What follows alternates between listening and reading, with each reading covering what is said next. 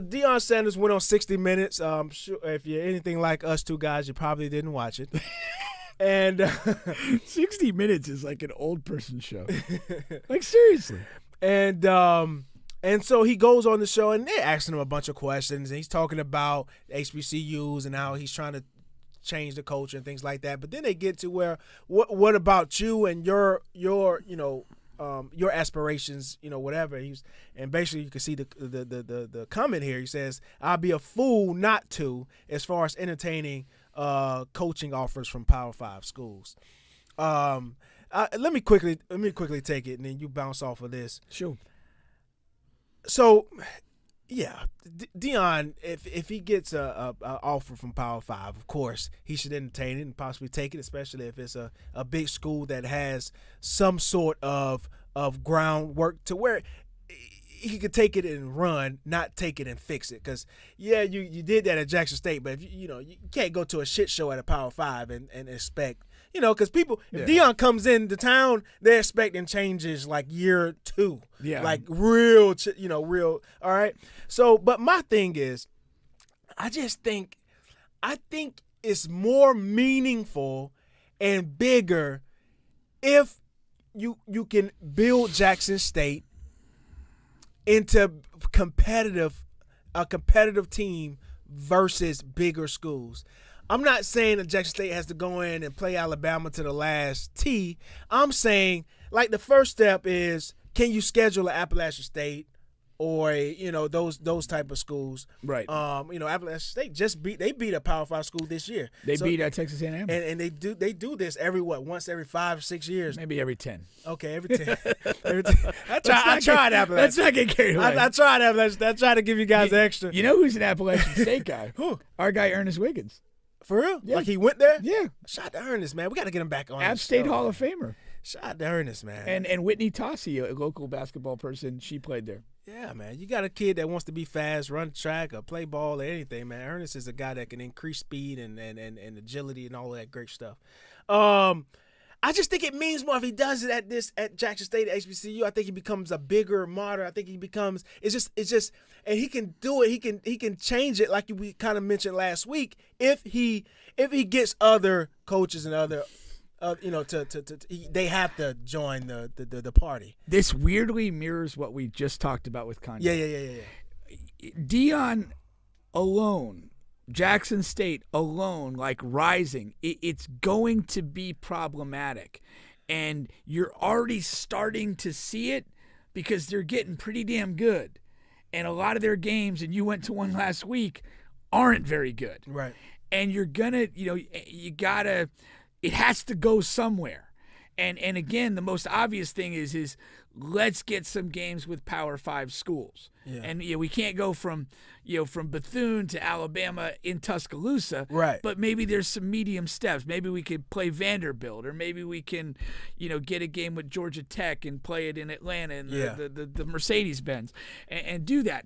And so that's, there's steps that are going there, but I really think he's going to have if other HBCUs don't upgrade with him, they don't have to be at his exact level, but they've got to be enough where they're recruiting better, they're producing more NFL talent, and they're creating at least dangerous competitive games for Jackson State to play. Yeah. But if he continues to rise on the trajectory he is, and the rest of HBCU and SWAC remains, with maybe a little bump, it's going to be a disaster because they're just going to knock the crap out of those teams in unentertaining games while striving to get a couple shots at some Power 5s, and do that. And so, if we look at Deion as like a change agent in college football, the thing to do would be to continue the path he's on. Stay at Jackson, build that program, but do it in a magnanimous way where you continue to shine the light on other HBCUs and continue to, and it's tough because it's direct competition, not necessarily help, but make it like a legitimate thing for more 4- and 5-star guys to say, hey, I'm going to go to FAMU. I'm going to go to Bethune. I'm comfortable there. I'm enjoying it. I want to be a part of this. Not just Jackson State. Because if he gets it all, the disparity becomes too great. and it's going to become boring for him. And at some point, it's not going to be good for players to go there. Right. If 9 out of your 12 games are 55-10, what are you getting? Yeah. And they've done this all without Travis Hunter. Yeah.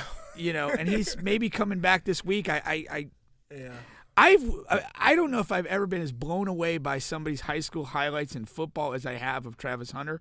So I'm excited to see what he can do. But he played one game and had a minimal impact there. So I'd like to see him do it, but he can't be doing it alone. And I think the two things that could drive him is that you get a good offer at a Power 5 school that you think you can win a title. Right. I don't think Deion has any interest going Power 5 where he can't win and chase titles. So, he'll stay where he is if that's the only option. But if he can get a job at a place where he feels he can win a title, he'll do that. And I just don't really see it going any other way. But we talked about this last week, and we were kind of ahead of the curve. No, for sure. And I just did a quick Google search on Travis. Yeah, he is trying to make a comeback on their homecoming game, which is coming up next week. Oh, they're off this week? Oh, is it this week? Yeah, I think it is this week, or they have a bye, one of the two. Yeah. But him and Deion's son, Shadur, they just inked a new deal with a black-owned apparel company called, let me see, is it called Actively Black? I think that's what it's called. So, shout out to them. The deal was just announced this morning. And Shadur also signed a deal with Tom Brady or something. Yeah. Tom Brady's involved with. Exactly. Like you said, later on in the article, it says, recently announced the NIL deal with Tom Brady's company, Shadur there. So, but yeah, that's like you said, more teams have to join the party. But if not, then yeah, I think he should entertain these Power 5 schools. But like I said, I went to the game, Bethune-Jackson State, and it looked like looked like a team that was just mismatched, overpowered, overmatched. That's just all it is, man.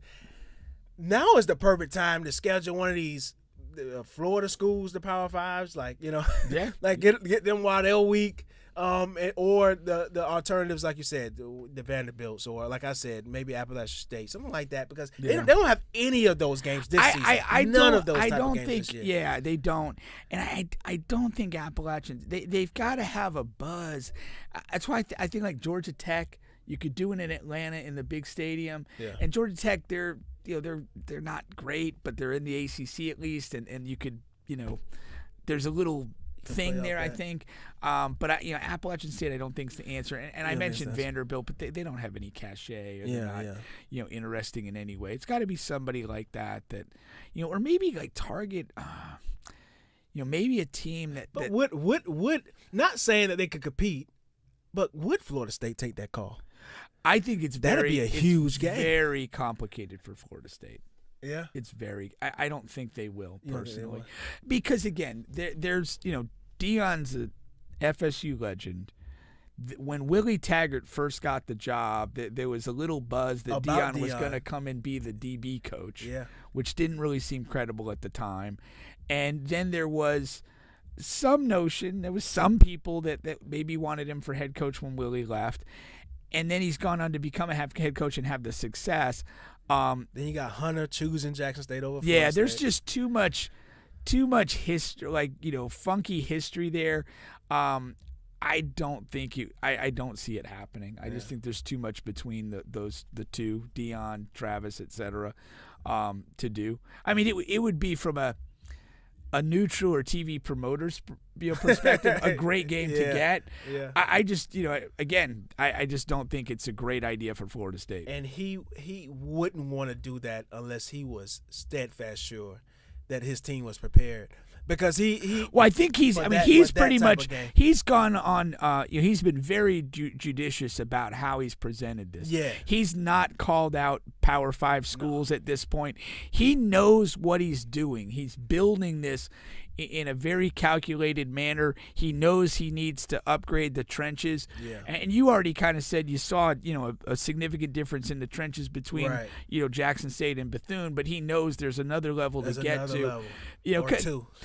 And there's a narrative that's been spoken about, like, in a lot of ways, even pre-Deion, the difference between the skill position guys, HBCU and Power 5 is not nearly as big as the gap on the trenches. That's where it's at, man. And that's the thing. And it really, there's a lot of truth to that, because when you look at the preeminence of the SEC in general, it's offensive and defensive line. That's what sets those schools apart. Yeah. And more often than not, even for most of the time when they meet up with the cross-regional games against the Oklahomas and the USCs and some of these others, that it's usually the trench work that tips it in favor. I mean, even Michigan last year when Georgia played Michigan, and Michigan's Big Ten, bunch of whatever people, Georgia fucking punked their ass. I mean, in the trenches, just Yeah. They had some. One of their offensive tackles was like throwing around the Hutchinson guy that was the second pick in the draft. No, that's for sure.